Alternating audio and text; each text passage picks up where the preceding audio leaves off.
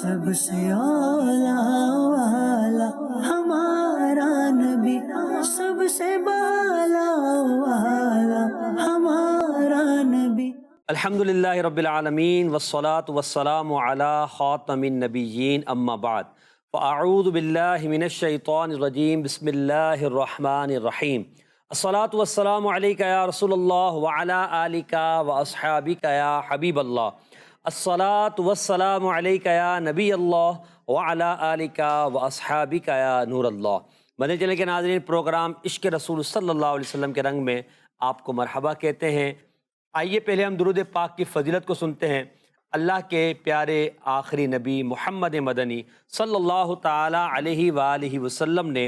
ارشاد فرمایا، جو شخص روزانہ 1000 بار مجھ پر درود پاک پڑھے وہ مرے گا نہیں جب تک جنت میں اپنی جگہ نہ دیکھ لے۔ صلو علی الحبیب صلی اللہ علی محمد صلی اللہ تعالی علیہ وآلہ وسلم۔ کعبے کے بدرو دجا تم پہ کروڑوں درود، کعبے کے بدرو دجا تم پہ کروڑوں درود، کعبے کے بدرو دجا تم پہ کروڑوں درود، تم پہ کروڑوں درود، طیبہ کے شمس و دغا تم پہ کروڑوں درود، طیبہ کے شمس و دغا تم پہ کروڑوں درود۔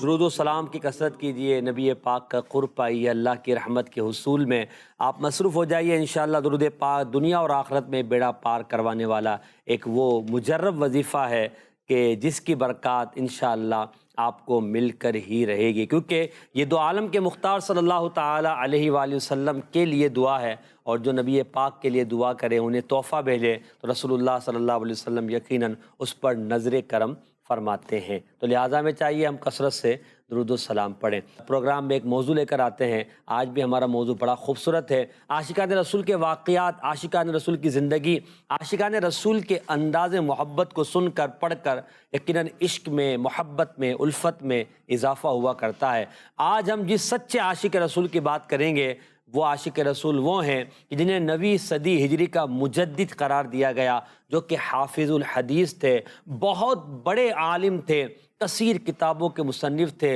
علوم و فنون میں بڑے ماہر تھے۔ میری مراد سیدنا امام جلال الدین سیوطی شافعی رحمۃ اللہ تعالیٰ علیہ کی ذات ہے۔ آج انشاءاللہ ہم حضرت امام جلال الدین سیوطی رحمۃ اللہ علیہ کے عشق رسول پر، انداز محبت پر بات کریں گے۔ آپ کی کتابوں سے عشق رسول کا اظہار ہوتا ہے، آپ کی گفتگو سے عشق رسول کا اظہار ہوا کرتا تھا، آپ کی زندگی میں سنت رسول صلی اللہ علیہ وسلم کا اتباع اظہار عشق رسول کا ذریعہ تھا، نیکی کی دعوت دینا اظہار عشق رسول کا ذریعہ تھا، لوگوں کو برائی سے منع کرنا اظہار عشق رسول کا ذریعہ تھا، اور وہ سنتیں کہ جو گویا کہ مفقود ہو گئی تھیں ان کا دوبارہ اجرا کرنا، لوگوں میں احیاء کرنا، یہ آپ کا اظہار عشق رسول تھا۔ نبی پاک علیہ الصلوۃ والسلام کی احادیث کو یاد کرنا، نبی پاک کی احادیث کو لوگوں تک پہنچانا، نبی کریم علیہ الصلوۃ والسلام کے اصحاب، اہل بیت، والدین کرام اور دیگر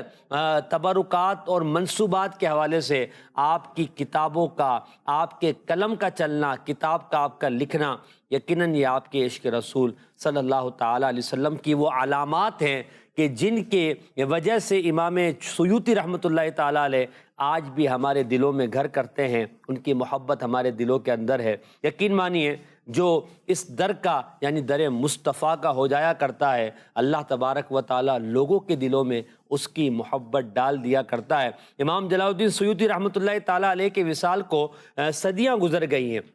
آپ رحمۃ اللہ تعالیٰ علیہ 9ویں صدی ہجری کے بزرگ ہیں۔ اگر ہم یوں سمجھیں تو 400 سال سے زیادہ کا عرصہ گزر گیا۔ جب 400 سال کا عرصہ گزر گیا پھر بھی آپ کی محبت ہمارے دل کے اندر اس لیے ہے، نبی کریم علیہ الصلوۃ والسلام سے جو جتنی مضبوط وابستگی کرتا ہے، جتنا فیضان حضور کا لیتا ہے اللہ پاک اسے عروج عطا فرماتا ہے۔ اللہ کریم امام جلال الدین سیوطی رحمۃ اللہ علیہ کے صدقے ہمیں بھی سچا عاشق رسول بنائیں۔ ہمارے ساتھ مبلغ دعوت اسلامی محمد راشد اتاری مدنی جلوہ فرمائیں انشاءاللہ۔ امام سیوطی رحمۃ اللہ علیہ کے عشق رسول آپ کے حالات زندگی پر کچھ گفتگو کریں گے، اور ہمارے ساتھ مدنی رضا بھائی نعت خواہ اسلامی بھائی انشاءاللہ ان سے اشعار بھی سنتے رہیں گے۔ راشد بھائی آپ کی طرف بڑھتا ہوں۔ آج ہمارا موضوع امام جلال الدین سیوطی شافعی رحمۃ اللہ علیہ، اور آپ سے ہی مشورہ کر کے ہم نے یہ موضوع طے کیا تھا۔ جلال الدین سیوطی شافعی رحمۃ اللہ تعالیٰ علیہ بہت بڑے عالم، بہت بڑے محدث اور بہت بڑے فقیہ بھی تھے، مگر آپ رحمۃ اللہ تعالیٰ علیہ یہ اتنے بڑے فقیہ، اتنے بڑے عالم، اور غالباً آپ کو حافظ الحدیث بھی کہا گیا۔ آپ رحمۃ اللہ تعالیٰ علیہ کی جو احیاء سنت کے حوالے سے، اور ساتھ میں ہی آپ رحمۃ اللہ تعالیٰ علیہ کے علم حدیث کے حوالے سے کچھ آپ گفتگو فرمائیں، اور آپ رحمۃ اللہ تعالیٰ علیہ نے کس طرح نبی پاک کی احادیث کو جمع کیا، اور یہ لقب جو آپ کو حافظ الحدیث ملا اس حوالے سے، اور دربار رسالت سے بھی غالباً آپ کو کوئی شرف ملا تھا، وہ بھی ارشاد فرمائیے۔ بسم اللہ الرحمن الرحیم۔ تاریخ اسلام کی ایک عظیم ہستی جن کا نبی پاک صلی اللہ تعالی علیہ وآلہ وسلم کے ساتھ عشق کا تعلق، اور بالخصوص نبی اعظم علیہ الصلوۃ والسلام کی احادیث مبارکہ کی خدمت کے حوالے سے ایک چمکتا دمکتا نام حضرت علامہ جلال الدین سیوطی شافعی رحمۃ اللہ تعالی علیہ کا ہے۔ آپ کا نام تو عبد الرحمن بن ابو بکر ہے، لیکن جلال الدین آپ کا لقب ہے، اور اسی سے مشہور ہیں آپ؟ جی، اسی سے آپ علمی دنیا میں پہچانے جاتے ہیں، علامہ جلال الدین سیوطی شافعی رحمۃ اللہ تعالی علیہ۔ اللہ تبارک و تعالی نے ان کو بڑا نوازا تھا، ان کو حافظ الحدیث بھی کہا جاتا ہے، اور ان کا ایک لقب ہے جو ان کو دربار رسالت سے عطا ہوا ہے۔ اللہ اکبر، دربار رسالت سے لقب کا ملنا یہ کوئی عام شے تو نہیں ہے نا؟ جی، یہ خواب کا ہی ایک واقعہ ہے، لیکن یہ نبی کریم علیہ الصلوۃ والسلام کی ذات اقدس سے کیسی محبت ہے، اور کیسا ایک روحانی کنیکشن ہے کہ پیارے آقا علیہ الصلوۃ والسلام خواب میں آ کر اپنے اس غلام کو نوازتے ہیں۔ یقیناً یہ عشق رسول اور محبت رسول ہی کا ثمرہ ہے، اسی کا نتیجہ ہے کہ پیارے آقا علیہ الصلوۃ والسلام سے انہوں نے لو لگائی، اپنا ایک قلبی تعلق وابستہ کیا، تو پیارے آقا علیہ الصلوۃ والسلام نے خواب میں آ کر ان کو نوازا۔ کیا بات، کیا بات۔ علامہ جلال الدین سیوطی شافعی رحمۃ اللہ تعالی علیہ خود اپنا واقعہ ذکر کرتے ہیں کہ ایک مرتبہ میں بارگاہ رسالت میں خواب کی صورت میں حاضر ہوا، یعنی خواب میں نبی کریم علیہ الصلوۃ والسلام کی مجھے زیارت ہوئی، سبحان اللہ۔ تو میں نے بارگاہ رسالت میں اپنی ایک کتاب جمع الجوامع، حدیث مبارکہ کے حوالے سے ان کی شاندار کتاب ہے، فرماتے ہیں کہ جمع الجوامع جو میری کتاب تھی اس کا میں نے تذکرہ کیا، اور میں نے اس خواہش کا اظہار کیا کہ یا رسول اللہ اس میں سے میں آپ کو پڑھ کر کچھ سناؤں۔ یہ ایک شرف کی بات تھی کہ نبی کریم علیہ الصلوۃ والسلام کی احادیث آپ کی بارگاہ میں پیش کی جائیں۔ تو پیارے آقا علیہ الصلوۃ والسلام نے علامہ جلال الدین سیوطی شافعی رحمۃ اللہ تعالی علیہ سے فرمایا، سناؤ شیخ الحدیث۔ یعنی انہوں نے جب حدیث عرض کرنے کا، پیش کرنے کا عرض کیا، تو سرکار علیہ الصلوۃ والسلام کی جناب سے انہیں اجازت ملی کہ حدیث سناؤ، اور ایک لقب ٹائٹل ملا شیخ الحدیث۔ اور جو درس حدیث پڑھانے والے علماء ہیں، جو شیخ الحدیث کا لقب جو ملا آپ کو، ہمارے ہاں جیسے آپ فرمارے شیخ الدرس حدیث کا پڑھانے والے کو کہتے ہیں، آپ پوری گفتگو کریں گے۔ تو یہ جو گفتگو جب حضور نے فرمایا، اس وقت امام جلال الدین سیوطی رحمۃ اللہ علیہ کی کیفیت کیا تھی؟ سبحان اللہ، کیا کہتے ہیں یہ اس کے بارے میں؟ جی، ویسے جو درس حدیث پڑھانے والے علماء ہوتے ہیں، بڑے علماء ہوتے ہیں، ان کو شیخ الحدیث کے لقب سے یاد کیا جاتا ہے، لیکن وہ جو لقب دیا جاتا ہے عوام الناس کی طرف سے یا اہل علم کی طرف سے دیا جاتا ہے، علامہ سیوطی رحمۃ اللہ تعالی علیہ کو یہ شرف حاصل ہے کہ یہ شیخ الحدیث کا لقب آپ کو دربار رسالت سے عطا ہوا۔ علامہ سیوطی اس پر بڑا مسرت کا اظہار فرماتے تھے، بڑا خوش ہوتے تھے، اور فرماتے تھے کہ نبی کریم علیہ الصلوۃ والسلام کی جناب سے مجھے شیخ الحدیث کی بشارت ملنا یہ میرے لیے دنیا و ما فیہا سے بڑی ہے، یعنی دنیا کی تمام نعمتوں سے بڑھ کر علامہ سیوطی اس کو سمجھتے تھے، اور اللہ تعالیٰ نے آپ کو حدیث میں بڑا رسوخ عطا فرمایا تھا۔ آپ خود فرماتے کہ ابتدا میں نے علم منطق کی کچھ کتابیں پڑھی، لیکن پھر اللہ تعالیٰ نے علم منطق کے حوالے سے میرے دل میں نفرت پیدا کی، اور اس کے بدلے اللہ تعالیٰ نے مجھے علوم حدیث پر مہارت عطا فرمائی، علم حدیث عطا فرمایا جو اشرف العلوم ہے۔ اور حدیث کے حوالے سے آپ کی ویسے تو کئی کتابیں ہیں، لیکن آپ کا حافظہ اتنا مضبوط تھا کہ آپ کو حافظ الحدیث کہا جاتا ہے۔ آپ کے بارے میں آتا ہے کہ تقریباً آپ کو 2 لاکھ احادیث مبارکہ یاد تھی۔ اللہ، 2 لاکھ احادیث! جی، اور فرماتے ہیں کہ یہ وہ حدیثیں ہیں جو مجھ تک پہنچی ہیں، اگر اس سے زیادہ حدیثیں مجھے ملتی تو میں اس سے زیادہ حدیثیں یاد سبحان اللہ، کیا بات ہے! ایسا جذبہ پاؤں کہ میں خوب سیکھ جاؤں، ایسا پاؤں کہ میں خوب سیکھ جاؤں تیری سنتیں سکھانا، تیری سنتیں سکھانا، مدنی مدینے والے، مدنی مدینے والے، مدنی مدینے والے۔ 2 لاکھ احادیث کا آپ کو علم حاصل ہونا، پھر خود غالباً امام سیوطی رحمۃ اللہ تعالیٰ علیہ یہ فرماتے ہیں کہ میں نے اللہ کی بارگاہ میں دعا کی، یعنی جب آپ زمزم شریف پینے کے لیے حاضر ہوئے بیر زمزم پر اور حج کے موقع پر، تو کہتے ہیں میں نے اس وقت 2 دعائیں کی اللہ کی بارگاہ میں کہ الہی، ایک دعا کی کہ مجھے فقہ میں سراج الدین بلیقنی رحمۃ اللہ تعالیٰ علیہ اور حدیث میں امام ابن حجر عسقلانی جیسا مقام عطا فرما دے، اور کہتے ہیں آپ خود بھی فرماتے ہیں کہ علم حدیث میں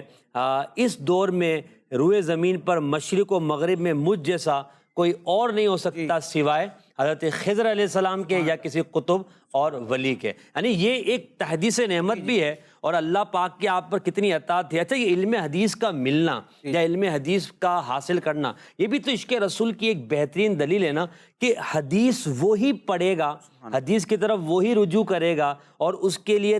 جرح و تعدیل کرنا، آپ کیونکہ ماشاءاللہ اس میں بھی، اس فن میں بھی ماہر تھے، دیکھنا کہ کیا ضعیف ہے کیا صحیح ہے وغیرہ، یقیناً عشق رسول کی ایک بہت بڑی دلیل نہیں ہے یہ؟ جی بالکل، نبی پاک علیہ السلام کے فرامین سے ایک تعلق رکھنا اور پھر اس کو امت تک آگے پہنچانا، یہ پیارے آقا علیہ السلام کی ذات اقدس سے محبت کی ایک واضح دلیل ہے۔ اور جو محدثین ہوتے ہیں، علم حدیث پڑھنے پڑھانے والے ہوتے ہیں، ان کو عشق رسول کی جو چاشنی ملتی ہے، عام لوگ اس سے واقف بھی نہیں ہوتے اور اس ذوق کو محسوس بھی نہیں کر سکتے۔ علامہ جلال الدین سیوطی شافعی رحمۃ اللہ تعالیٰ علیہ بہت بڑے محدث تھے، آپ نے کئی کتابیں لکھی، اور آپ کو جرح تعدیل پر، اسماء الرجال پر اور علوم حدیث کے حوالے سے جو فنون ہیں ان پر اتنی مہارت حاصل تھی کہ پہلے کے جن محدثین کرام نے چند احادیث مبارکہ کی سند پر کلام کیا، ان کو ضعیف قرار دیا اپنی تحقیق کے مطابق، لیکن علامہ سیوطی کو اللہ تعالیٰ نے ایسا علم عطا فرمایا، ایسا رسوخ عطا فرمایا علوم حدیث میں اور سند کے علم میں، کہ آپ نے کئی احادیث جن کو دیگر علماء نے سند کے اعتبار سے ضعیف قرار دیا تھا، آپ نے اس کے طرق جمع کیے، یعنی اس ایک حدیث کو کئی سندوں سے، کئی واسطوں سے جمع کیا، اکٹھا کیا، اور ان تمام اسناد کو جوڑ کر ملا کر آپ نے یہ نتیجہ اخذ کیا کہ یہ احادیث مبارکہ جن کو علماء اور محدثین نے ضعیف قرار دیا ہے، میری تحقیق کے مطابق یہ سندیں جو ہے وہ صحت کے درجے پر ہیں، یعنی یہ سندیں صحیح ہیں۔ اور آپ تحدیث نعمت کے لیے جس طرح آپ نے فرمایا کہ علوم حدیث کے حوالے سے آپ نے فرمایا کہ شرق و غرب میں میرے مثل کوئی نہیں ہے، اسی طرح آپ رحمۃ اللہ تعالیٰ علیہ نے تحدیث نعمت کے لیے رب تبارک و تعالیٰ کی اس نعمت کا اظہار بھی کیا کہ اللہ تعالیٰ نے مجھے مجدد کا درجہ عطا کیا ہے، یعنی وہ شخصیت جو دین کی تجدید کرتا ہے اور اللہ تبارک و تعالیٰ کی جناب سے خصوصی طور پر اس کو منتخب کیا جاتا ہے۔ من یجدد لہا دینہا، حضور نے فرمایا کہ ہر صدی پر ایک شخص کو اللہ تعالیٰ بھیجتا ہے کہ جو اس دین کی تجدید کرتا ہے، اس کے معاملات کو درست اور بہتر کرتا ہے۔ اعلیٰ حضرت امام علیہ سنت کو دیکھ لیجئے، علامہ علی قاری رحمۃ اللہ تعالیٰ علیہ کو دیکھ لیجئے، اور اسی طرح ملک العلماء علامہ ظفر الدین بہاری رحمۃ اللہ تعالیٰ علیہ کو دیکھیے۔ بڑے بڑے علماء کرام نے جب مجددین کا ذکر کیا تو وہاں پر 9ویں صدی کے مجددین میں سر فہرست علامہ سیوطی رحمۃ اللہ تعالیٰ علیہ کو ذکر فرمایا، اور آپ کی کئی تصانیف میں اور کئی کلمات میں یہ بھی ملتا ہے کہ علامہ سیوطی نے اس بات کا بھی اظہار فرمایا کہ اللہ تعالیٰ نے مجھے مرتبہ اجتہاد عطا فرمایا ہے، اور سنت سے محبت، حدیث اور سنت سے۔ یہاں جو مرتبہ اجتہاد کی آپ بات کر رہے ہیں، عشق رسول کا ایک انداز یہ بھی کہ بندہ چاہے کتنے بڑے مرتبے پہ پہنچ جائے، وہ نبی پاک کی سنت عاجزی کو اپناتا ہے۔ آپ مجتہد تھے، آپ ماشاءاللہ مجدد تھے، مگر آپ کی عاجزی کا انداز کتنا خوبصورت تھا، یہ کتابوں میں لکھا ہے کہ آپ اگرچہ درجہ ترجیح تک پہنچے، تو کہتے ہیں کہ میں نے امام نووی رحمۃ اللہ تعالیٰ علیہ کی ترجیح کو دیکھ کر اپنی ترجیحات، یعنی وہ جو درجہ ترجیح تک پہنچے، وہ ایک پورا ایک درجہ ہے۔ پھر فرماتے ہیں جب میں مقام اجتہاد پہ پہنچا، میں یعنی اجتہاد کر سکتے تھے، مگر میں نے اپنے امام محمد بن ادریس شافعی رحمۃ اللہ تعالیٰ علیہ کے اجتہاد میں اختلاف نہیں کیا، کیونکہ وہ اپنے امام کے مقلد رہے، اور یوں سمجھے کہ انہوں نے اپنے آپ کو اس معاملے میں عاجزی کا پیکر بنایا۔ جو دوسری بات علم حدیث کے حوالے سے جو آپ نے ذکر کیا، تو علم فقہ کے حوالے سے آپ نے جو دعا کی تھی، جی زمزم پر، تو کہتے ہیں کہ مجھے اللہ تعالیٰ نے 7 علوم آپ نے ذکر کیا کہ اس میں میری طرح کوئی نہیں پایا جاتا، آج تک میں دیکھتا ہوں میرے دور میں نظر نہیں آتا، مگر کہتے ہیں علم فقہ کے معاملے میں یہ سمجھتا ہوں کہ میرے شیخ میرے استاد مجھ سے زیادہ علم والے ہیں۔ یعنی یہ بھی تو ایک کمال ہے نا کہ اپنے استادوں کو اپنے بڑوں کو جو ہے وہ مرتبہ دینا کہ جو ان کا مرتبہ یہ عاجزی کی علامت ہے، اللہ ہمیں بھی عطا فرمائے۔ آپ ذکر کر رہے تھے سنتوں کے احیاء پر۔ جی بالکل، حق کو تسلیم کرنا یہ بڑی بات ہوتی ہے، اور بڑی شخصیات سے یہ توقع بھی رکھی جاتی ہے کہ وہ اپنے چھوٹوں کو بھی نوازتے ہیں اور بڑوں کی فضیلت کا، یعنی جہاں حق کی تلقین کرتے ہیں وہاں حق کو قبول بھی کرتے ہیں۔ جی۔ واہ واہ واہ، اللہ تبارک و تعالیٰ نصیب فرمائے۔ علامہ جلال الدین سیوطی شافعی رحمۃ اللہ تعالیٰ علیہ چونکہ ایک مجدد کے منصب پر فائز تھے، علوم حدیث سے آپ کو اتنا شغف تھا، تو نبی پاک علیہ الصلوۃ والسلام کے طریقے اور آپ کے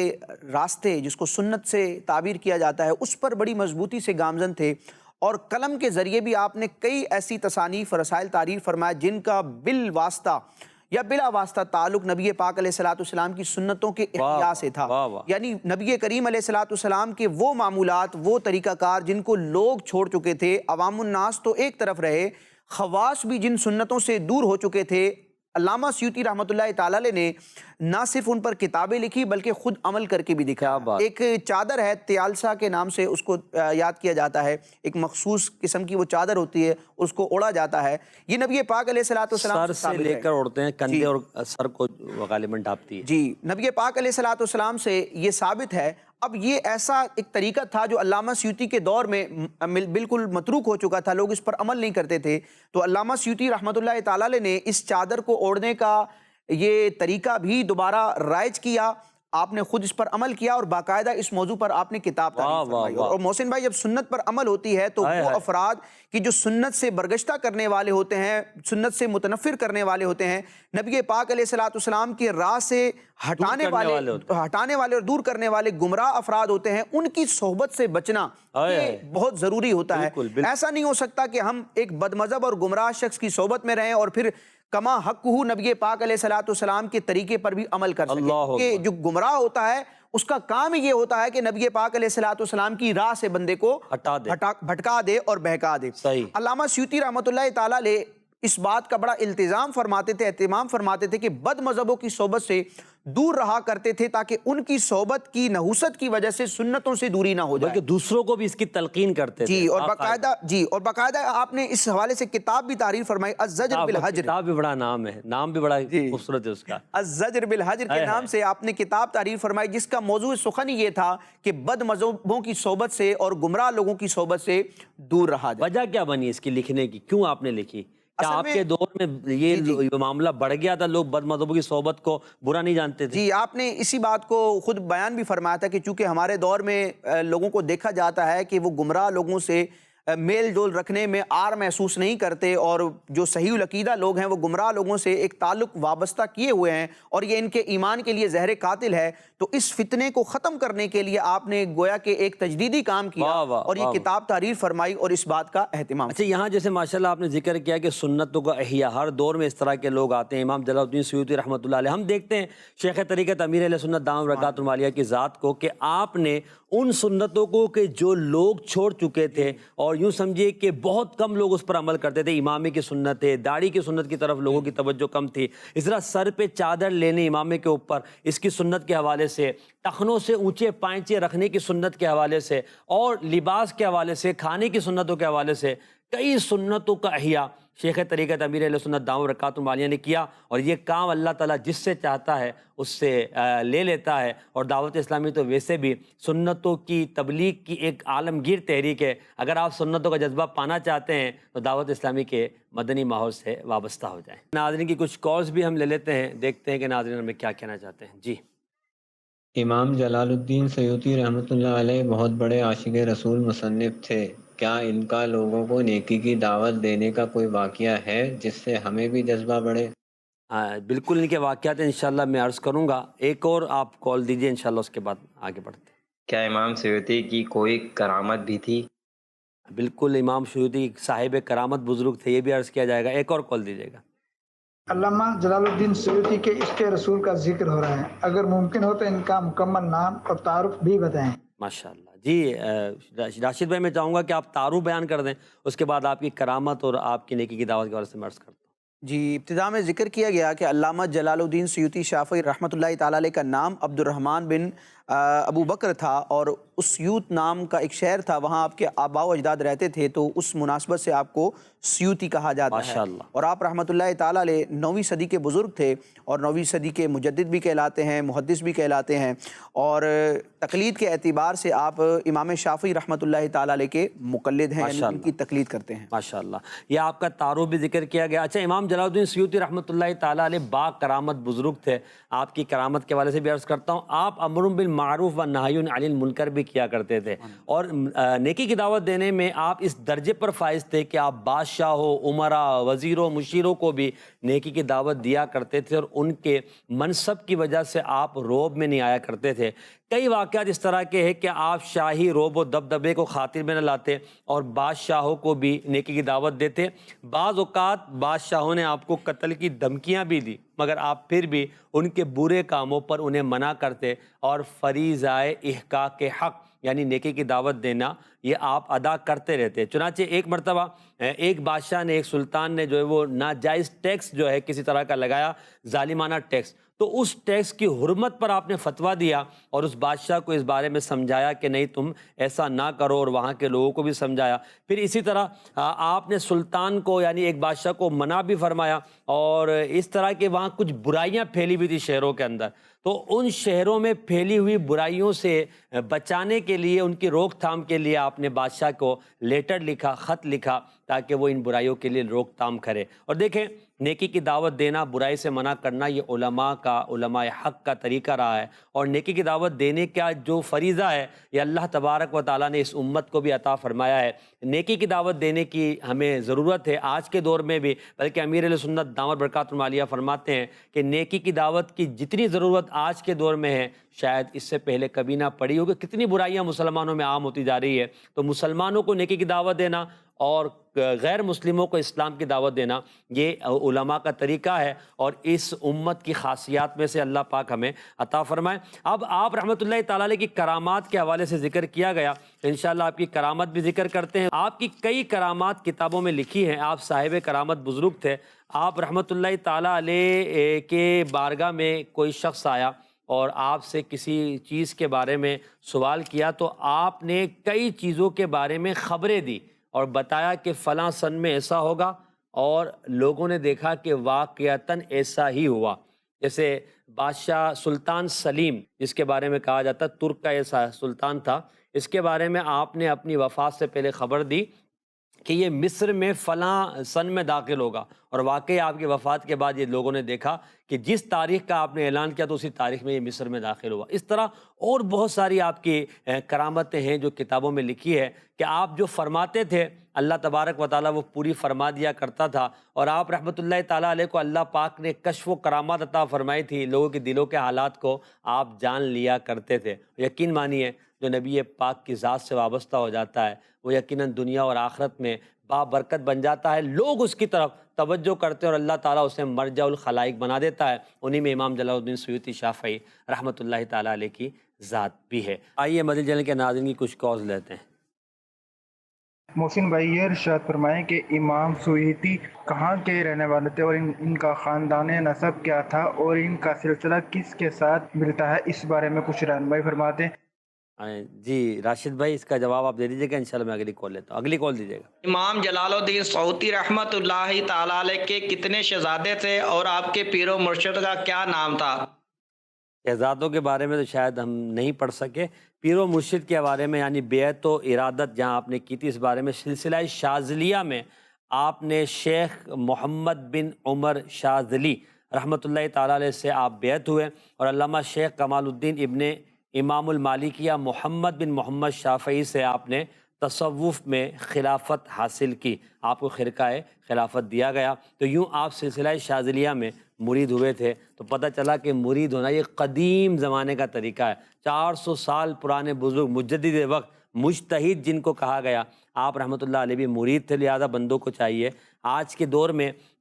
پیر کامل کو تلاش کریں، اور اچھے جب پیر کامل مل جائے تو ان کے ہاتھ پر بیعت کر لیں۔ امیر اہل سنت دامت برکاتہ عالیہ الحمدللہ جامع شرائط پیر صاحب ہیں، آپ چاہیں تو ان کے ذریعے بیعت ہو جائیں۔ جی امام شافعی سیوطی رحمۃ اللہ علیہ کہاں کے رہنے والے تھے؟ اس سیوط کے؟ جی یہ میں نے ذکر کیا ہے، یہ المدینۃ العلمیہ کی کتاب ہے، علامہ سیوطی ہی کی کتاب ہے شرح الصدور۔ اس کے شروع میں یہ آپ کا پورا تعارف لکھا ہے کہ آپ کے آباء و اجداد اس سیوط نامی ایک شہر میں رہنے والے تھے، اسی لیے آپ کو سیوطی کہا جاتا ہے۔ اور آپ کا جو نسب نامہ ہے وہ میں کچھ بیان کر دیتا ہوں۔ آپ کا نام ہے عبدالرحمن بن ابو بکر کمال الدین بن ناصر الدین محمد بن ابو بکر، اور آگے پھر ان کا یہ سلسلہ نسب چلتا ہے۔ اور علامہ سیوطی رحمۃ اللہ تعالیٰ علیہ کے جو والد گرامی تھے یہ بھی بہت بڑے عالم تھے، اور علامہ سیوطی رحمۃ اللہ تعالیٰ علیہ کا ایک لقب ہے ابن الکتب، اچھا، کتابوں والا۔ ابن کا معنی بیٹا بھی ہوتا ہے، لیکن ابو اور ابن کا لفظ جو ہے یہ والا کے معنی میں نسبت کے لیے بھی استعمال ہوتا ہے، تو ابن الکتب کتابوں والے۔ آپ کا واقعہ کیا ہے کہ علامہ سیوطی رحمۃ اللہ تعالیٰ علیہ کی ولادت ہونے والی تھی کہ آپ کے والد گرامی ایک علمی کسی کام میں مشغول تھے، تو علامہ سیوطی رحمۃ اللہ تعالیٰ علیہ کے والد گرامی نے آپ کی والدہ ماجدہ کو فرمایا کہ فلاں کتاب لائبریری سے، یعنی جہاں آپ کی کتابیں رکھی تھی وہاں سے لے کے آئیں۔ تو علامہ سیوطی کی والدہ جو تھی وہ کتاب لینے کے لیے گئی، اور علامہ سیوطی رحمۃ اللہ تعالیٰ علیہ کی ولادت کا ایک قدرت کی جانب سے وہ وقت تھا، وہی ولادت ہو گئی۔ جی جو لائبریری تھی، کتابوں کا جو ایک ہجوم تھا، وہاں پر علامہ سیوطی کی ولادت ہوئی، اور اسی مناسبت سے آپ کو ابن الکتب کہا جاتا ہے کہ کتابوں والے۔ کیا بات! تو آپ یہ دیکھ لیجئے کہ اگر باپ عالم ہے، باپ اہل علم ہے، تو پھر اولاد کیسی شاہکار۔ ویسے آپ کی کنیت تو ابو الفضل تھی نا؟ جی جی، ابن الکتب آپ کا لقب ہے، اور حافظ الحدیث آپ کا لقب ہے، شیخ الحدیث آپ کا لقب ہے۔ اچھا، آپ رحمۃ اللہ تعالیٰ علیہ کے حوالے سے ہم گفتگو کر رہے ہیں، تو آپ سچے عاشق رسول تھے، جی جی، تو کیا انہوں نے نبی کریم علیہ السلام کی زیارت کی تھی؟ جی بالکل، اور یہ زیارت کی تھی، اور ایسی زیارت کی تھی کہ سبحان اللہ، نبی پاک علیہ الصلوۃ والسلام کی بارگاہ سے جب فیض ملتا ہے تو انسان خواب میں بھی زیارت سے مشرف ہوتا ہے، اور پھر بیداری کے عالم میں بھی پیارے آقا علیہ الصلوۃ والسلام کے جلوے ملتے ہیں۔ ایک حدیث پاک بیان کرتا ہوں، پھر ان کا واقعہ ذکر کروں گا۔ نبی کریم علیہ الصلوۃ والسلام ارشاد فرماتے ہیں، من رآنی فی المنام، جس شخص نے مجھے خواب کی حالت میں دیکھا تو ان قریب وہ مجھے بیداری کے عالم میں دیکھا۔ اللہ اکبر۔ اس کے شارحین نے کئی معنی بیان کیے ہیں۔ ایک معنی اس کا یہ ہے کہ جو شخص، جو خوش نصیب مسلمان نبی کریم علیہ الصلوۃ والسلام کو خواب میں دیکھتا ہے تو مرنے سے پہلے دنیا ہی میں وہ زیارت رسول سے بیداری کے عالم میں مشرف ہوتا ہے۔ جو اولیاء کرام ہوتے ہیں، جو راز پر قائم رہنے والے ہوتے ہیں، ان کو تو بالکل ظاہر جلوے دکھائے جاتے ہیں، لیکن جو عوام الناس ہوتے ہیں جن میں ضبط کا مادہ نہیں ہوتا، تو ان کے حوالے سے علماء نے ذکر کیا کہ اگر خواب میں دیدار کیا تھا تو اب مرنے سے پہلے جب زبان بند ہو جاتی ہے، ایک سکرات کا معاملہ ہوتا ہے، تو اس وقت ایک عام بندہ مومن کو نبی پاک علیہ الصلوۃ والسلام کا دیدار کروایا جاتا ہے۔ اللہ تعالیٰ نصیب فرمائے۔ علامہ جلال الدین سیوطی شافعی رحمۃ اللہ تعالیٰ علیہ کا اگر علمی پایا دیکھے تو علامہ علی قاری فرماتے ہیں کہ دین اور علوم کے حوالے سے، دین کے فنون کے حوالے سے ہر فن پر علامہ سیوطی نے کوئی کتاب یا شرح لکھی ہے۔ یعنی علمی پایا آپ کا یہ ہے کہ ہر فن پر آپ کی کتابیں ملتی ہیں، سینکڑوں کتابوں دو قول ہے نا اس میں، یا تو 600 کا یا 300 کا قول ہے کہ آپ کی کتابیں جو ملی ہیں، باقی جو آپ یعنی وہ جس میں وہ ضائع ہو گئیں، یا ایک روایت کے مطابق آپ نے خود بعض کتابیں جو ہے وہ سمندر برد کر دیں، جن کو آپ یہ سمجھتے تھے کہ اب اس علم کی ضرورت نہیں ہے، تو وہ الگ ہیں۔ 300 اور 600 کی تعداد بھی ایک بڑی تعداد ہوتی ہے۔ یعنی علامہ جلال الدین سیوطی شافعی رحمۃ اللہ تعالیٰ علیہ کا علمی پایا یہ ہے کہ آپ نے دین کے ہر علم فن پر کتابیں لکھی ہیں، مختلف علوم پر آج بھی کتابیں موجود ہیں اور درسیات کے طور پر بھی پڑھائی جاتی ہیں، لیکن نبی پاک علیہ الصلوۃ والسلام سے محبت اور طریقت کا معاملہ دیکھتے ہیں تو آپ کی شان اور عظمت یہ ہے، جس کو اعلیٰ حضرت امام اہل سنت نے فتاوی رضویہ شریف کی 5ویں جلد میں بیان کیا ہے کہ علامہ سیوطی رحمۃ اللہ تعالیٰ علیہ کو بیداری کے عالم میں جاگتے ہوئے نبی کریم علیہ الصلوۃ والسلام کا 75 مرتبہ دیدار ہوا ہے۔ میں اعلیٰ حضرت کے الفاظ پڑھتا ہوں۔ اعلیٰ حضرت ذکر کرتے ہیں کہ خاتم حفاظ الحدیث امام جلیل جلال الملہ والدین سیوطی قدس سرہ العزیز 75 بار بیداری میں جمال جہاں آرائے حضور پر نور سید الانبیاء صلی اللہ تعالی علیہ وسلم سے بہرہ ہوئے، اور صرف دیدار نہیں کیا۔ محسن بھائی آگے ان کا کمال کیا ہے، دیکھیں علم حدیث کے حوالے سے جو اصول حدیث کے قوانین علماء نے مرتب کیے ہیں، اس اعتبار سے جو حدیث کی سند ہوتی ہے، یعنی وہ افراد جن سے حدیث نبی کریم علیہ الصلوۃ والسلام سے ہم تک پہنچی ہے، اس واسطے کو جو سند کہا جاتا ہے اس پر علماء کرام جرا کرتے ہیں، اور اس کے حوالے سے قوانین ہے، بعض سندوں کو صحیح قرار دیا جاتا ہے، بعضوں کو حسن قرار دیا جاتا ہے، بعضوں کو ضعیف قرار دیا جاتا ہے۔ تو کئی ایسی احادیث ہیں جن کو بظاہر ان اصولوں کے مطابق ضعیف قرار دیا جاتا ہے، کیونکہ کسی بھی حدیث پر جو صحیح ہونے کا، حسن یا ضعیف ہونے کا حکم ہوتا ہے یہ بنظر ظاہر ہوتا ہے، ان قواعد کی روشنی میں بظاہر علماء کرام یہ حکم صادر کرتے ہیں، لیکن عین ممکن ہوتا ہے کہ حقیقتاً یہ ایسا معاملہ ہو کہ جس حدیث کو علماء کرام اپنے اصولوں کے مطابق ضعیف قرار دے رہے ہیں در حقیقت وہ صحت کے درجے پر ہو۔ اور کئی ایسی احادیث ہیں کہ عام محدثین نے ان کو ضعیف قرار دیا، لیکن جو اہل اللہ تھے، اولیاء کرام تھے، جن کو کشف کی ایک نعمت حاصل تھی، وہ براہ راست نبی پاک علیہ الصلوۃ والسلام سے احادیث کی تصدیق اور تصحیح کروایا کرتے تھے۔ تو اعلیٰ حضرت امام اہل سنت نے اسی مسئلے کو بیان کرتے ہوئے اس بات کو ذکر کیا فتاوی زویہ شریف کی 5ویں جلد میں کہ علامہ سیوطی کو 75 مرتبہ دیدار ہوا، اور دیدار پر آپ کیا کرتے تھے؟ نبی پاک علیہ الصلوۃ والسلام سے ان احادیث کے بارے میں دریافت فرماتے تھے کہ جن کو علماء نے سند کے اعتبار سے ضعیف قرار دیا، پیارے آقا علیہ الصلوۃ والسلام اس کی تصحیح فرماتے تھے کہ یہ میرا فرمان ہے۔ اور علامہ عبد الوہاب شعرانی رحمۃ اللہ تعالی علیہ نے میزان الشریعت الکبریٰ جو آپ کی کتاب ہے اس میں اس کا پورا ڈیٹیل کے ساتھ بیان بھی فرمایا۔ وہ احادیث کون سی جو آپ نے ذکر کیا، وہ اس طرح کی جو جرح و تعدیل کے بارے میں بات کی؟ جی ماشاءاللہ، کیا شان ہے زیارت رسول کی اور زیارت کرنے والوں کی، اور کیا انداز خوبصورت تھا۔ اللہ کریم ہمیں بھی نبی پاک علیہ السلام کی زیارت سے مشرف فرمائے، اور ہر مسلمان کو زیارت مصطفیٰ صلی اللہ علیہ وسلم کی تمنا دل کے اندر ہونی چاہیے کہ کاش ہم دیدار مصطفیٰ سے بہرور ہو جائیں۔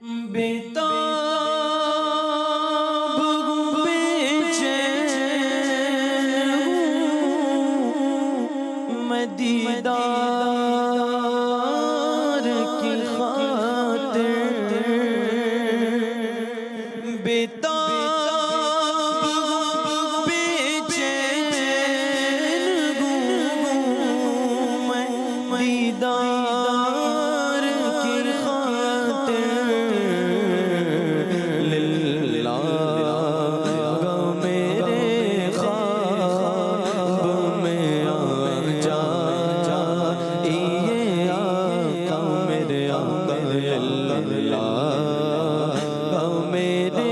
خواب میں آ جا،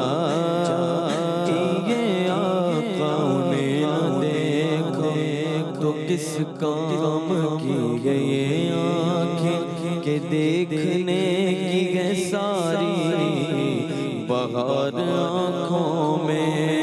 ان آنکھوں کا ورنہ کوئی مصرف ہی نہیں گئے، سرکار تمہارا رخ زیبا نظر آئے،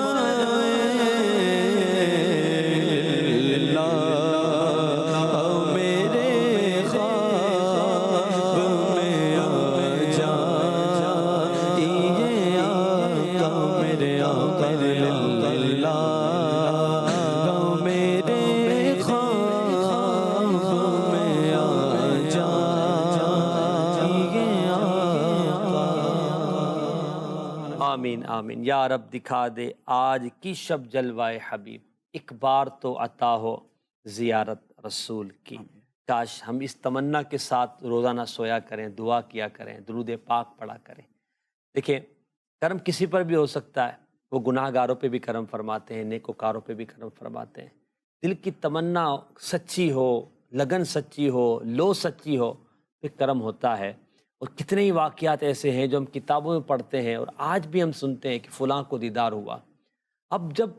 فلاں کو ہو سکتا ہے تو ہم کیوں نہیں عرض کر سکتے کہ یا رسول اللہ، اگرچہ چھوٹا منہ بڑی بات ہے، آپ کرم فرمائیے اور ہمیں دیدار عطا فرما دیجئے، کہ دیدار کے قابل تو کہاں میری نظر ہے، یہ تیری عنایت ہے کہ رخ تیرا ادھر ہے۔ کبھی تو کرم ہوگا اور نبی کریم علیہ الصلوۃ والسلام کا جلوہ ہمیں نصیب ہوگا۔ اللہ کریم ہمیں سچا عشق اور سچی محبت اور سچی تڑپ عطا فرمائے، آمین۔ میرے چینل کے ناظرین، حضرت امام جلال الدین سیوطی رحمۃ اللہ علیہ کے ذکر کو ہم سن رہے ہیں، اور آپ کی احادیث پر مہارت، نبی پاک کی بارگاہ میں آپ کی جو پذیرائی تھی، آپ کا جو مقام تھا، اس پر بھی ہم نے ذکر کیا۔ امام جلال الدین سیوطی رحمۃ اللہ علیہ کی کئی کتابیں ہیں راشد بھائی، نبی کریم علیہ الصلوۃ والسلام کے آباء و اجداد والدین کریمین کے حوالے سے بھی کیا آپ نے کوئی کتابیں لکھی ہیں؟ جی محسن بھائی، یہ ایک ایسا موضوع ہے کہ کئی خوش نصیب علماء کرام نے اس موضوع پر قلم اٹھایا ہے کہ اللہ تعالیٰ نے نبی کریم علیہ الصلوۃ والسلام کو یہ شرف عطا فرمایا کہ حضرت آدم علیہ الصلوۃ والسلام سے لے کر نبی کریم رؤوف الرحیم صلی اللہ تعالیٰ علیہ وآلہ وسلم کے والد گرامی حضرت عبداللہ تک جتنے بھی افراد ہیں جن کے ذریعے یہ نور مصطفیٰ منتقل ہوتا رہا ہر دور اور ہر زمانے میں، اللہ تعالیٰ نے تمام افراد کو کفر اور شرک کی نحوست سے اور ناپاکی سے محفوظ رکھا ہے۔ یعنی نبی کریم علیہ الصلوۃ والسلام کے شجرہ نسب میں آدم علیہ الصلوۃ والسلام تک جتنے بھی افراد ہیں، نفوس قدسیہ ہیں، خواہ وہ خواتین ہوں یا مرد حضرات ہوں، سب کو اللہ تعالیٰ نے موحد پیدا کیا۔ وہ اللہ تعالیٰ کی وحدانیت کے قائل تھے، شرک سے اور کفر سے بری تھے۔ اس حوالے سے اعلیٰ حضرت امام اہل سنت کی بھی ایک شاندار تصنیف موجود ہے، شمول الاسلام، لیکن علامہ جلال الدین سیوطی شافعی رحمۃ اللہ تعالیٰ علیہ کا اس حوالے سے بھی ایک ترہ امتیاز ہے کہ اس ایک موضوع پر والدین کریمین مصطفیٰ پیارے آقا علیہ الصلوۃ والسلام کے والد محترم اور والدہ ماجدہ کے ایمان کے حوالے سے اور آباء و اجداد کے ایمان کے حوالے سے، اس کے ثبوت میں اور آپ کے موحد ہونے کے حوالے سے قرآن و حدیث پر مشتمل دلائل اور اس ٹاپک پر جو اعتراضات کیے جاتے ہیں، سوالات وارد کیے جاتے ہیں، ان کے جوابات پر مشتمل علامہ سیوطی نے 1 2 نہیں بلکہ 6 کتابیں تحریر فرمائی۔ اللہ اکبر، 6 کتابیں! جی، آپ کے 6 رسائل موجود ہیں، اس کا مجموعہ بھی ملتا ہے۔ شاندار تحقیق فرمائیے، بعد کے علماء نے اسی سے فیض لیا ہے۔ یعنی اعلیٰ حضرت امام اہل سنت کا جو رسالہ ہے شمول الاسلام، آپ رحمۃ اللہ تعالیٰ علیہ نے علامہ سیوطی ہی کی تحقیقات کو آگے بڑھا کر مزید اپنے کچھ افادات بھی بیان فرمائے، اور جگہ جگہ اعلیٰ حضرت امام اہل سنت نے علامہ سیوطی کی ان کتابوں کا حوالہ دیا ہے۔ ایک میں عبارت پڑھنا چاہوں گا کہ وہ علامہ سیوطی رحمۃ اللہ تعالیٰ علیہ کے 6 رسائل کتنے پاورفل تھے اور علمی اعتبار سے ان کا کیا مقام تھا۔ اعلیٰ حضرت امام اہل سنت نے اپنے ایک عربی کے حاشیہ المعتمد المستند، جو المعتقد المنتقد پر ایک حاشیہ ہے، وہاں پر جب نبی کریم علیہ الصلوۃ والسلام کے والدین کریمین کے ایمان کے حوالے سے بحث آئی اور علامہ علی قاری رحمۃ اللہ تعالی علیہ کی ایک عبارت پر جب اعلیٰ حضرت نے قلم اٹھایا اور کلام کیا، تو وہاں پر علامہ سیوطی کے ان 6 رسائل کا ذکر فرمایا۔ اعلیٰ حضرت فرماتے ہیں فَإِنَّ الْإِمَامَ الْجَلِيلَ رحمہ اللہ قد اثبت المسألة بدلائل قاہرہ لو وضعت علی الجبال الراسیات لم دکت۔ فرماتے ہیں علامہ جلال الدین سیوطی شافعی رحمۃ اللہ تعالی علیہ نے ان رسائل میں والدین مصطفیٰ کے ایمان کے حوالے سے ایسے دلائل قاہرہ قائم فرمائے ہیں، ثابت فرمائے ہیں کہ اگر وہ مضبوط پہاڑوں پر رکھ دیے جائیں تو وہ پاش پاش ہو۔ اللہ اکبر، ایسی اعلیٰ پائے کی تحقیق ہے جس کو اعلیٰ حضرت امام اہل سنت اتنے شاندار انداز میں سراہتے ہیں۔ اور عاشق کا انداز والدین مصطفیٰ کے حوالے سے ایسا ہی ہوتا ہے نا کہ وہ نبی کریم علیہ الصلوۃ والسلام کے والدین کریمین سیدتنا آمنہ رضی اللہ تعالیٰ عنہ اور سیدنا عبداللہ رضی اللہ تعالیٰ عنہ، سیدنا عبد المطلب رضی اللہ تعالیٰ عنہ، اور پھر ان کے اوپر آج جو آباء و اجداد ان کے بارے میں عشق و محبت بری گفتگو کرے گا، کیونکہ ان کا تعلق رسول اللہ صلی اللہ علیہ وسلم کے نسب سے ہے، نبی پاک علیہ الصلوۃ والسلام کے والدین کریمین ہیں۔ اور عشق رسول کا یہ انداز ہے کہ جب بھی نبی پاک کا ذکر کرے گا، نبی پاک کی آل کا ذکر کرے گا، یا نبی پاک کی اصول یعنی نبی پاک کے آباء و اجداد کا ذکر کرے گا، والدین کا ذکر کرے گا، تو ادب کے ساتھ کرے گا، تعظیم کے ساتھ کرے گا۔ عاشق رسول سے یہ تصور نہیں کیا جا سکتا کہ وہ والدین مصطفیٰ کا ذکر غلط اور کمزور الفاظ کے ساتھ کرے۔ وہ جب بھی ذکر کرے گا انشاءاللہ مضبوط اور محترم و معظم الفاظ کے ساتھ اپنے آقا کے والدین کا ذکر کرے گا۔ یہی ہمارے ایمان کا تقاضا اور یہی ہمیں بزرگوں نے سکھایا ہے۔ جلال الدین سیوطی شافعی ہوں، علامہ علی قاری ہوں، شیخ عبدالحق محدث دہلوی ہوں، یا سیدی اعلیٰ حضرت امام اہل سنت یا ان کے پہلے کے محدثین ہوں، یہ سب اس بات کو بیان کرتے آئے ہیں کہ والدین مصطفیٰ جنتی۔ اللہ کریم ہمیں والدین مصطفیٰ کا ادب عطا فرمائے اور نبی کریم علیہ الصلوۃ والسلام کی سچی محبت میں جینا بڑھنا نصیب فرمائے۔ ہم اپنے پروگرام میں ایک پیکیج بھی شامل کرتے ہیں جس میں درود و سلام کے فضائل پر گفتگو ہوتی ہے، کچھ مزید بھی مدنی پھول ہوتے ہیں۔ بڑھتے ہیں انوار درود و سلام کی طرف۔ آقا دو جہاں صلی اللہ تعالی علیہ وآلہ وسلم کا فرمان علی شان ہے، من صلی علیہ صلاۃ صلی اللہ علیہ بہا عشرا، جو مجھ پر ایک درود پڑھتا ہے اللہ تبارک و تعالی اس پر 10 رحمتوں کا نزول فرماتا ہے۔ کبھی ایسا بھی ہو کہ ہم ان الفاظ کے ساتھ مصطفیٰ کریم علیہ الصلوۃ والسلام کی بارگاہ میں درودوں کے نذرانے بھیجیں۔ اللہم صلی علی من هو فی السماء سیدنا محمود وفی الارض سیدنا محمد صلی اللہ علیہ وسلم۔ اے اللہ اس ذات پر اپنی رحمتوں کا نزول فرما آسمانوں میں جن کا نام محمود ہے اور زمین میں جنہیں محمد کہا جاتا ہے۔ یہ ہے میرے آقا صلی اللہ علیہ وسلم کہ دنیا میں آپ کو محمد کہا جاتا ہے مگر آسمانوں میں آپ کو محمود کہا جاتا ہے، کیونکہ آپ صاحب مقام محمود ہیں، اس مقام والے ہیں جس مقام پر ہونے والی شخصیت کی دنیا تعریف کرے گی۔ اہل الارض و اہل السماء، دنیا والے اور آسمان والے جن کی تعریف کرتے ہیں، جن کی ثنا کرتے ہیں، وہ مقام میرے مصطفیٰ صلی اللہ علیہ وسلم کا مقام ہے۔ تو کبھی ہم کہیں اللہم صلی علی صاحب الشامتی، اے اللہ اس ذات پر اپنی رحمتوں کا نزول فرما جنہیں تو نے مہر نبوت عطا فرمائی ہے۔ آپ علیہ الصلوۃ والسلام کے دونوں شانوں کے درمیان ایک ایسی علامت تھی، ایک ایسی مہر تھی جسے مہر نبوت کہا جاتا ہے۔ خوش نصیب صحابہ نے اس مہر نبوت کا بوسہ لیا ہے۔ وہ مہر نبوت، وہ نشان، وہ علامت ایسی علامت تھی جس سے کستوری کسی خوشبو آیا کرتی تھی۔ اللہ تبارک و تعالی اس خوشبو کا صدقہ ہمیں بھی نصیب کر دے۔ تو کبھی ہم کہیں اللہم صلی علی صاحب العلامہ، اے اللہ جو صاحب علامہ ہیں، جو علامت والے ہیں، نشانی والے ہیں، کیونکہ میرے آقا صلی اللہ تعالی علیہ وآلہ وسلم اللہ کے خلیفہ ہیں، خلیفۃ اللہ ہیں۔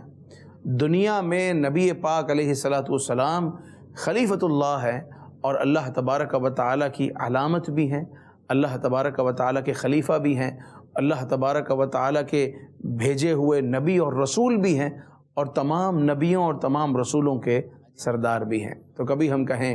اللہم صلی علی الموصوف بالکرامہ، اے اللہ اس ذات پر اپنی رحمتوں کا نزول فرما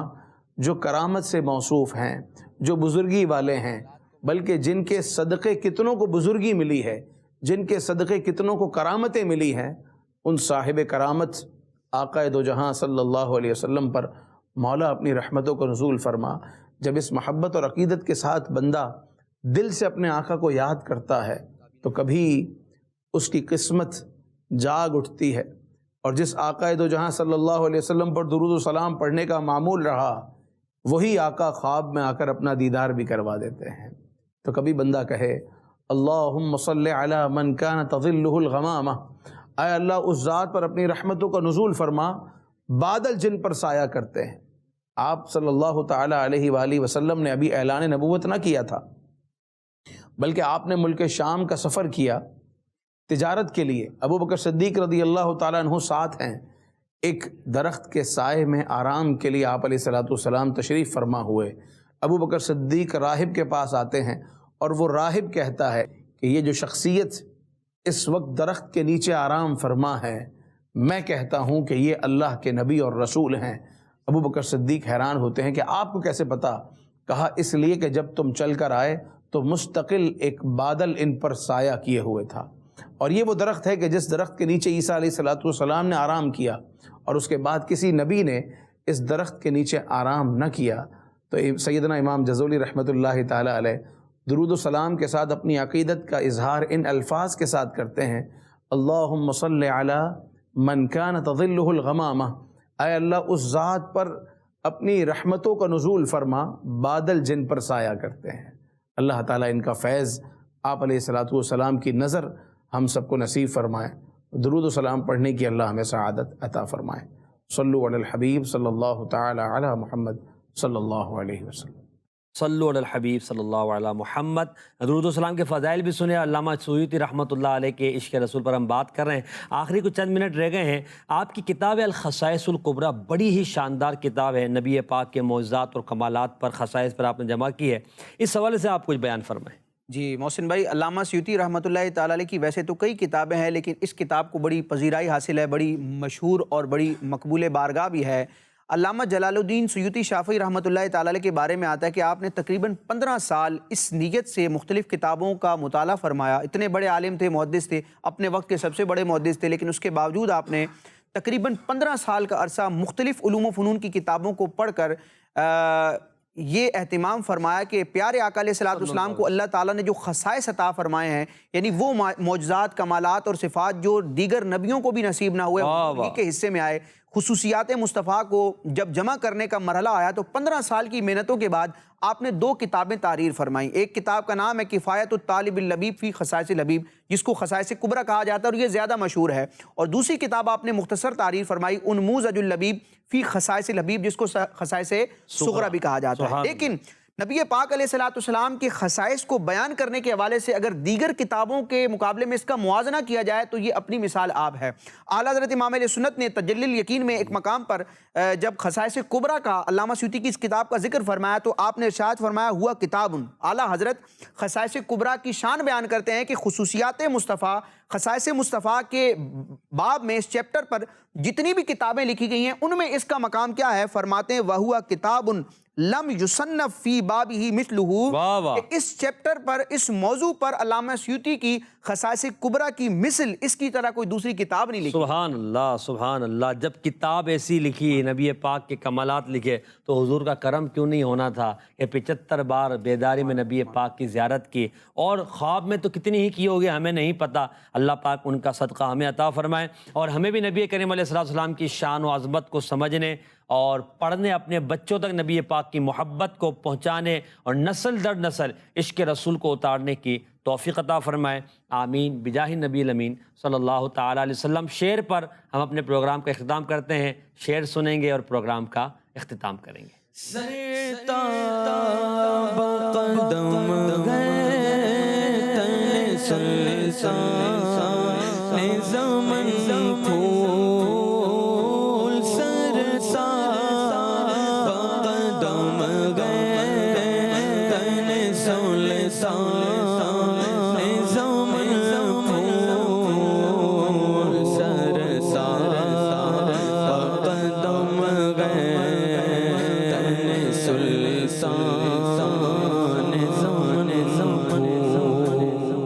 سب سے اعلیٰ والا ہمارا نبی، سب سے بالا